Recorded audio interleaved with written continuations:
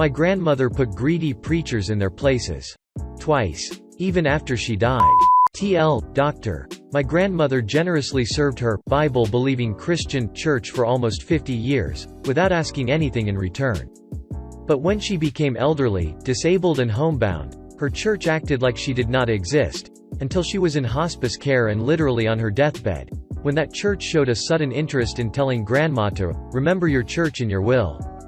She waited until exactly the right moment, in front of exactly the right audience, to expose these greedy assholes for what they were. Twice. My grandmother was a member of a large conservative, Bible-believing church for her entire adult life. This church, which I'll call Big White Church, was a member of a large evangelical denomination. Big White Church was located in a prosperous suburb of a large city in the Bible Belt of the Deep South of the USA. Grandma was very active in Big White Church. She worked in the nursery every Sunday morning, helped cook hundreds of church fellowship breakfasts and dinners, accompanied her children and grandchildren on dozens of church retreats and choir tours, taught youth Bible study on Sunday nights, and was very active in supporting home missions, as well as helping with other youth programs. She always tithed, and often gave extra for missions and special offerings. Grandma's greatest talent was making other people feel important. I've seen this firsthand many times. Although I belonged to a different church, I often visited with Grandma, and when I did, I usually went to Big White Church functions with her. I've seen her single-handedly cook breakfast for dozens of Big White Church youth, a task which took over 2 hours, even in the church's large kitchen. Then, after the meal, she asked the group for a round of applause for the high school student leader for doing such a great job of organizing the prayer breakfast.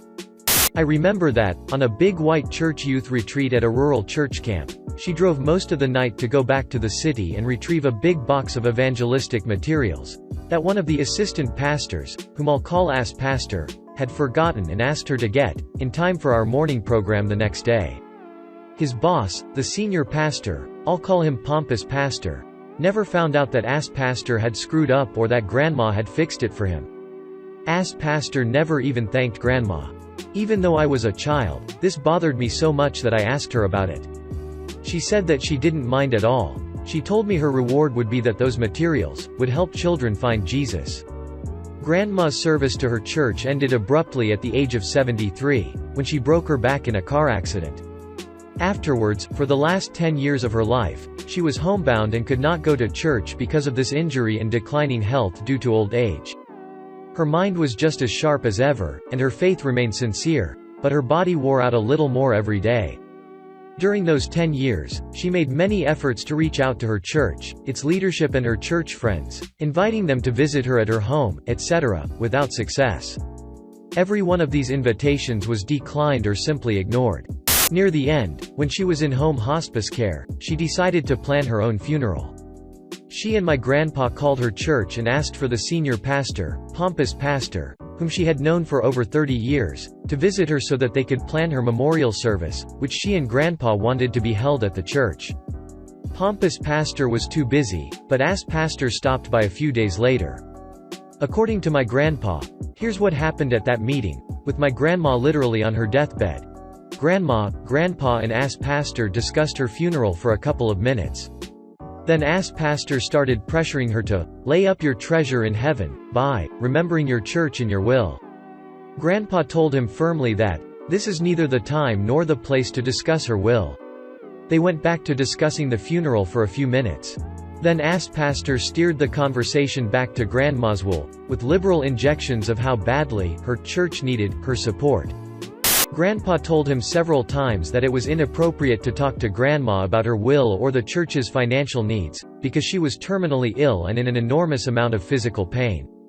Ass Pastor would agree and briefly talk about the funeral, but would then go back to talking about the church's financial needs, heavenly rewards, where your treasure is your heart will be also, Matthew chapter 6 verse 21, Luke chapter 12 verse 34, etc.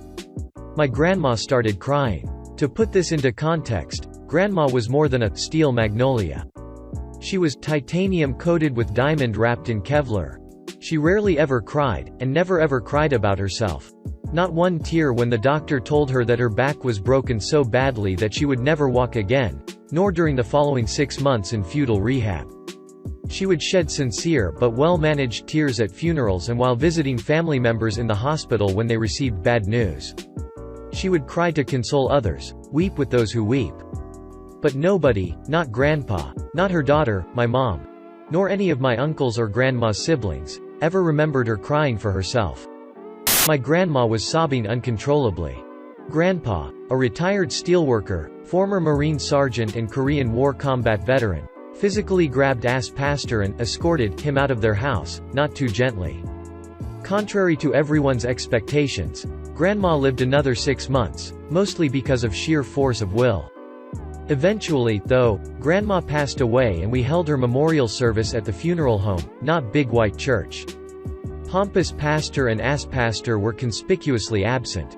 In fact, there were no professional Christians from Big White Church at the service at all, not even in the audience. To start the service, Grandpa stood up at the podium in front of the crowd and said, "Some of you may have heard that I disinvited pompous pastor and pastor from this funeral service. This service is not an appropriate place for me to give you my reasons for doing this, although you all know me and so you know that my reasons are good ones. Also, my wife asked me to exclude them. This funeral service may be different from other funerals that you have attended. It is going to be an open microphone funeral. Everyone who wants to say something is invited to come up here and describe your friendship with my wife. Tell a story about her that is worth remembering, or anything else that you want to say that will honor her memory and bring comfort to everyone here today. I have asked several family members to prepare statements, but you don't have to have anything prepared. Please, if you want to say something, come up here and do so." There were about 100 people at the funeral service. At least a third of them eventually stepped up to the microphone. The service, which we had planned to last about 30 minutes, lasted for over 2 hours and, as best I can tell, not one person left early. There was laughing, crying and hugging. 3 of her grandchildren played some of her favorite songs on the piano and guitar. We all joined hands and sang her favorite hymns. Afterwards, dozens of people told my grandpa that it was one of the most comforting and uplifting funerals they had ever attended. More than a few remarked that, "Funerals are better without preachers anyway," or something similar. A couple of weeks later, it was time to start distributing the bequests in Grandma's will. Although Grandma and Grandpa dearly loved each other, they had separate wills because, she told my mom, that makes it easier for us to respect each other's turf, and because their lawyer had recommended it. Nobody thought that my grandparents were wealthy. They had lived in the same small but charming house in a prosperous, well-maintained suburban neighborhood for the past 50-plus years, and had worked hard and lived modestly. But it was rumored that they had a very nice nest egg. Of course, there is no legal requirement for anyone to attend the reading of the will, or to even have a reading.